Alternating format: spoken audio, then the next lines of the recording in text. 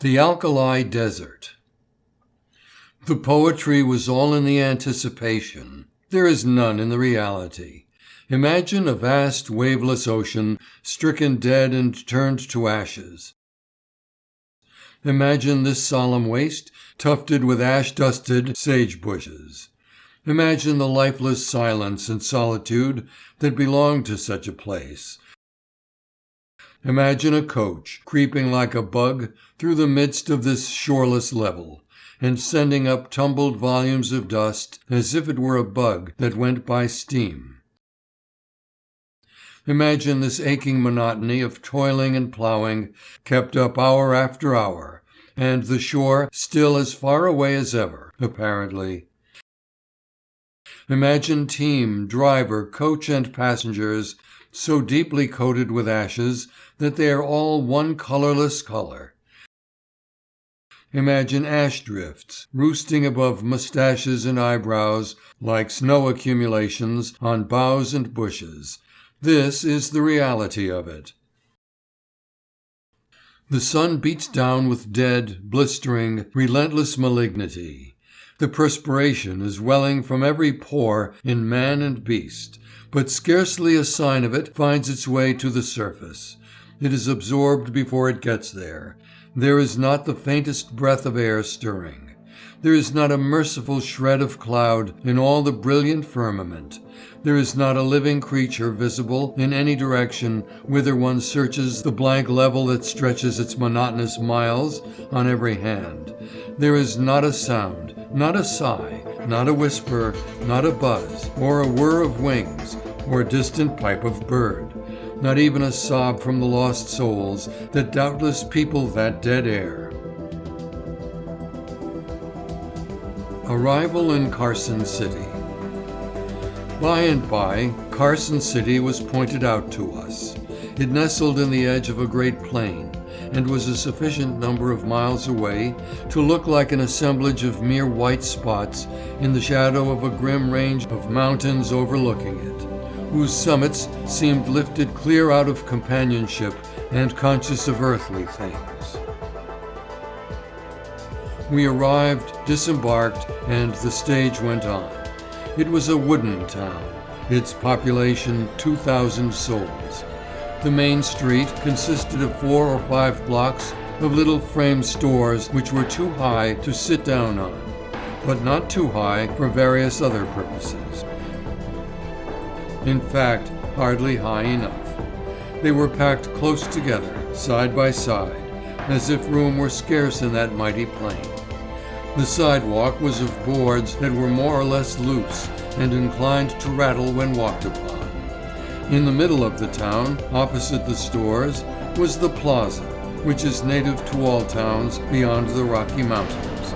A large, unfenced, level vacancy with a liberty pole in it, and very useful as a place for public auctions, horse trades, and mass meetings, and likewise for teamsters to camp in.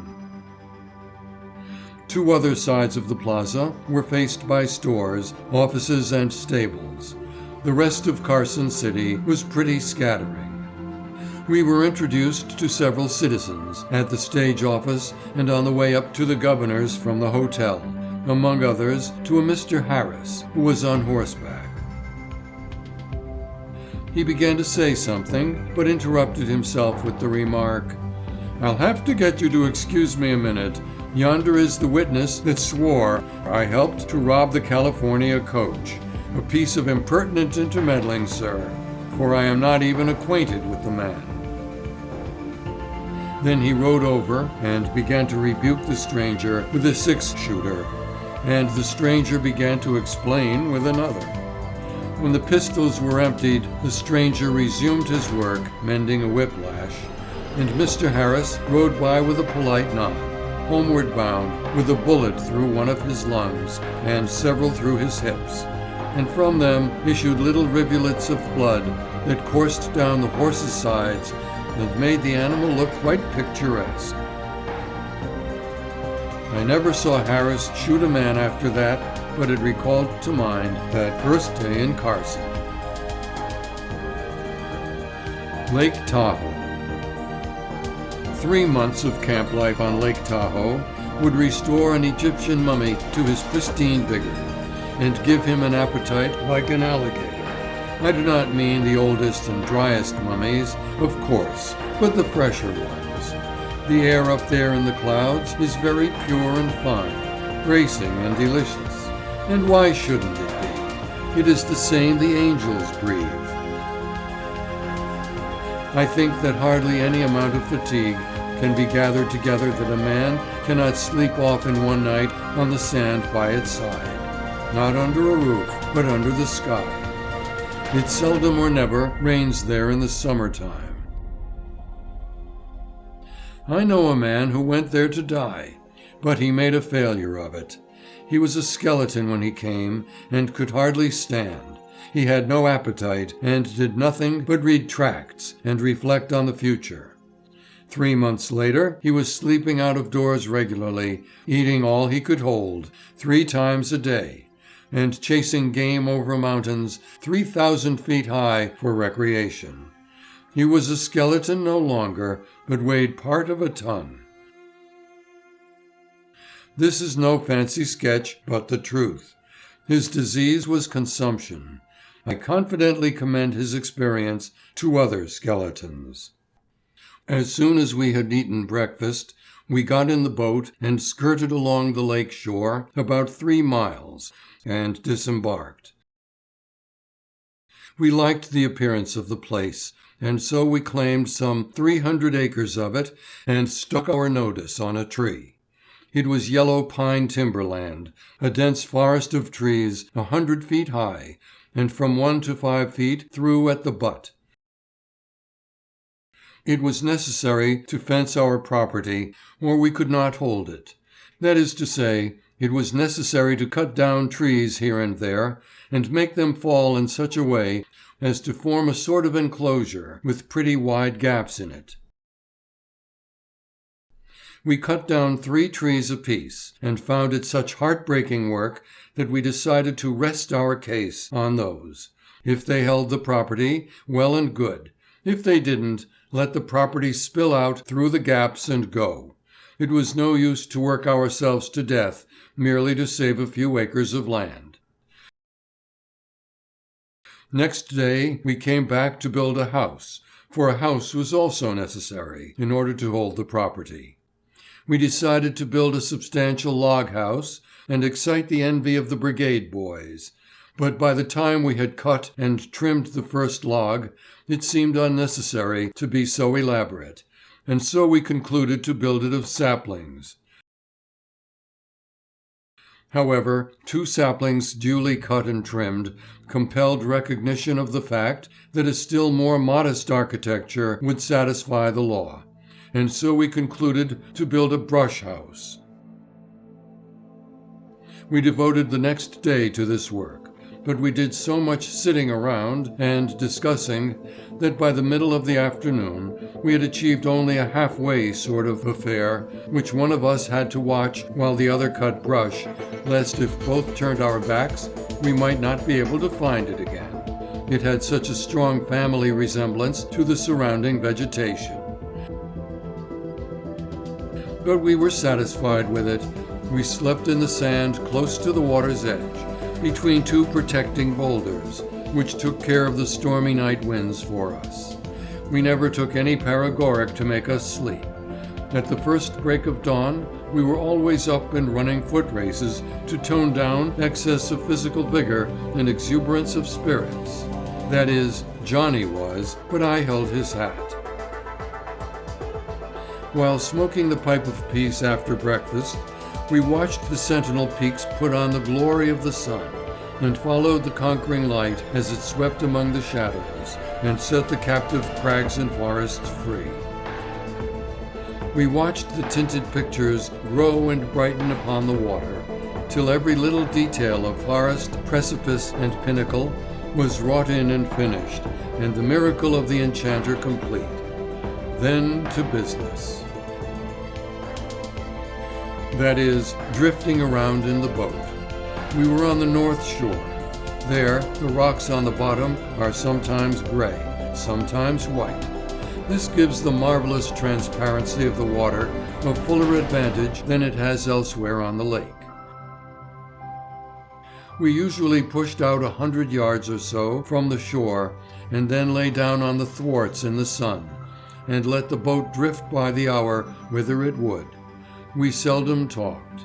It interrupted the Sabbath stillness and marred the dreams the luxurious rest and indolence brought. So singularly clear was the water that where it was only 20 or 30 feet deep, the bottom was so perfectly distinct that the boat seemed floating in air. Yes, where it was even 80 feet deep. Every little pebble was distinct, every speckled trout, every handbreadth of sand.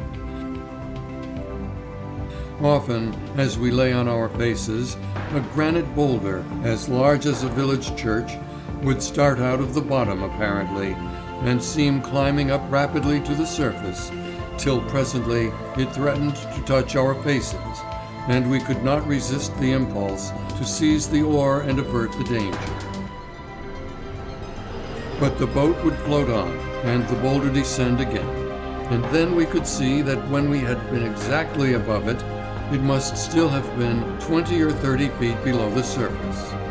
Down through the transparency of these great depths, the water was not merely transparent, but dazzlingly, brilliantly so. All objects seen through it had a bright, strong vividness, not only of outline, but of every minute detail, which they would not have had when seen simply through the same depth of atmosphere. So empty and airy did all spaces seem below us, and so strong was the sense of floating high aloft in mid-nothingness, that we called these boat excursions balloon voyages. Sometimes, on lazy afternoons, we lolled on the sand in camp, and smoked pipes and read some old well-worn novels. At night, by the campfire, we played euchre and 7-up to strengthen the mind, and played them with cards so greasy and defaced that only a whole summer's acquaintance with them could enable the student to tell the ace of clubs from the jack of diamonds. We never slept in our house. It never occurred to us, for one thing, and besides, it was built to hold the ground, and that was enough. We did not wish to strain it. Selling out a mine. The Gould and Curry claim comprised 1,200 feet, and it all belonged originally to the two men whose name it bears. Mr. Curry owned 2/3 of it, and he said that he sold it out for $2,500 in cash, and an old plug horse that ate up his market value in hay and barley in 17 days by the watch. And he said that Gould sold out for a pair of second-hand government blankets and a bottle of whiskey that killed 9 men in 3 hours, and that an unoffending stranger that smelled the cork was disabled for life. 4 years afterward, the mine thus disposed of was worth in the San Francisco market $7,600,000 in gold coin.